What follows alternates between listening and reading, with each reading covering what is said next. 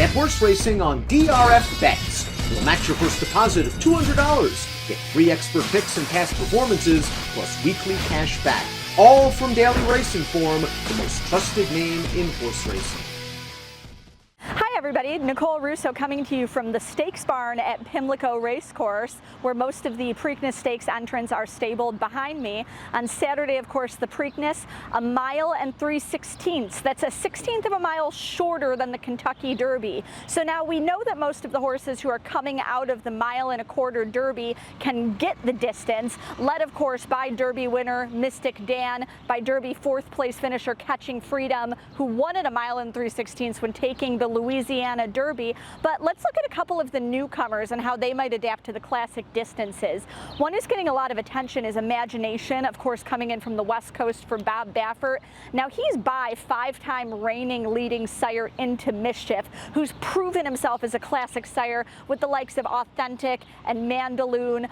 Golden Sense, his son, who won the Santa Anita Derby before cutting back slightly to win 2 editions of the Breeders' Cup Dirt Mile, is now a newly minted classic sire himself as the sire of Mystic Dan. So this sire line can produce classic stamina, and Imagination backs that up with a terrific female family. He's a half or a full brother to 3 other stakes winners.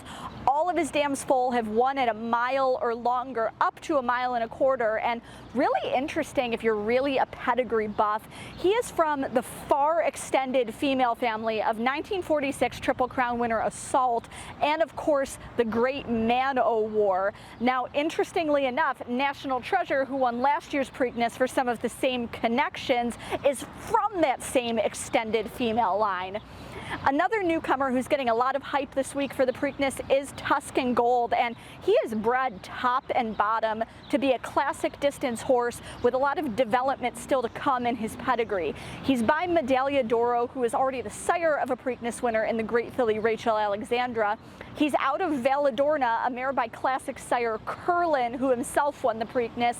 Valladorna, a multiple graded stakes winner around 2 turns, and both she and Medaglia d'Oro thrived at route distances and got better with racing experience and with age. So Tuscan Gold, a lightly raced horse who's probably going to continue to develop.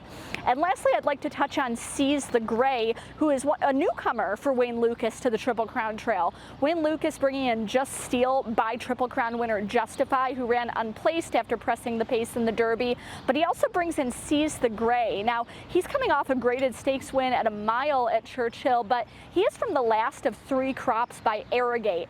Arrogate's first crop included a Kentucky Oaks winner in Secret Oath. His second crop included last year's 1.5 mile Belmont Stakes winner Archangelo. So Arrogate certainly a classic type sire in his brief career at stud. The Preakness Stakes highlights 15 stakes races between Friday and Saturday's cards at Pimlico. Make sure you check out DRF TV for a closer look at all of that action.